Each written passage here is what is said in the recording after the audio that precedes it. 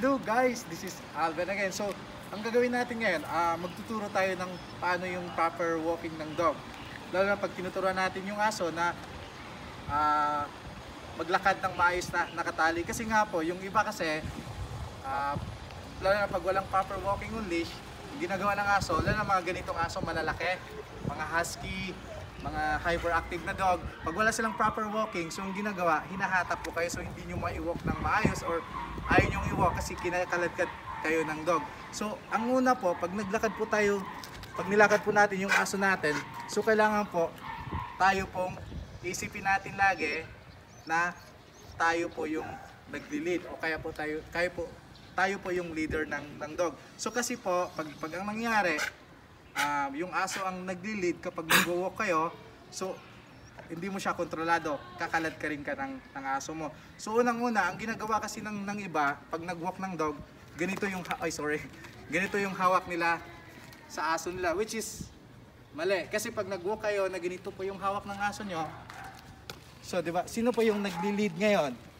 Di ba? So yung aso yung nagli-lead kapag nag-walk kayo na ganito po yung hawak. So ang proper po ng hawak ng dog, kailangan po pasok natin yung kamay natin dito just in case pag nabitawan meron ka pang hawak so hindi totally siya nakawala, and then panatilihin po natin siyang nandito lang sa side. Yung iba kasi ang gamit namin ngayon, pakita mo daw, so ang gamit namin ngayon flat cooler lang po itong gamit namin or gamit ko, okay? So yung iba kasi ginagamit nila, gumagamit sila ng choke collar o yung training leash ba yon, yung humihigpit, nasasakal yung dog, 'di ba? Yung slip leash ba ang tawag noon, 'di ba? So ganoon ang ginagamit ng iba para hindi magpupul yung dog, hindi mangangalagad yung aso. So para masasakal. Pero tayo po hindi tayo gumagamit ng ganoon. So gagamitin natin flat cooler lang. So ang basic po ng paglalakad ng dog, lalakad kayo, kailangan maintain po yung hawak na natin, nakaganito lang yung dog. So kunwari, naglalakad kami ni Sky. Sky, let's go. So pag nag-pull si Sky, so gagawin ko, hawiin ko siya na may kasamang pitik. Dito lang siya sa side ko. Alright, so para makukuha niyo yung pattern ko na pag lumayo siya, hahatakin ko siya, pipitikin ko siya. Pag ganito, yung ibig sabihin po guys, hindi natin nahatakin yung dog, no, na paside lang. Kailangan meron po tayong saltik o jerk dito sa leash. Yun yung marking natin or pagkukurik ng dog na dapat wag siyang lumayo, dito lang siya sa side ko. Alright? Sige daw.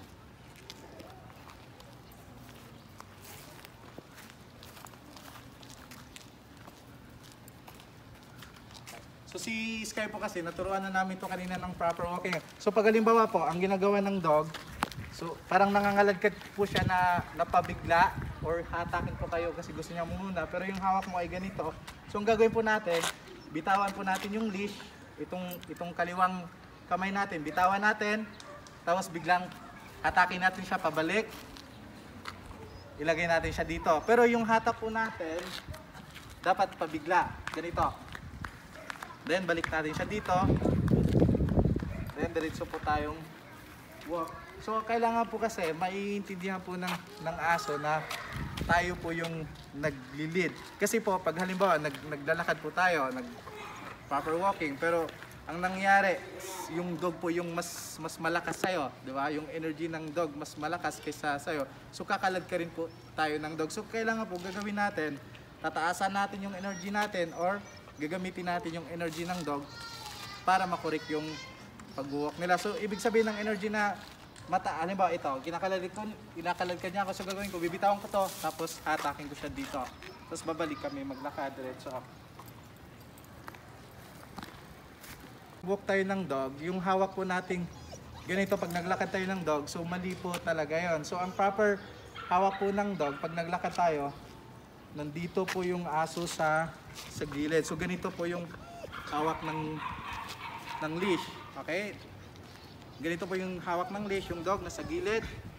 Then dalawang kamay, ito nakapasok. Nakapasok dito. Then yung kaliwang tapos yung kaliwang kamay nandito, and then yung posisyon ng dog nandito sa gilid. Hindi ganito. Kasi pag ganito po yung hawak natin sa aso, pag naglakad kayo, kakalad ka rin kayo ng aso nyo, di ba? Yung aso ang naglilid. Pero pag ganito po yung hawak mo sa leash, mas kontrolado mo yung aso, di ba? Come on, let's go. So, di ba, nandito lang siya sa gilid, di ba?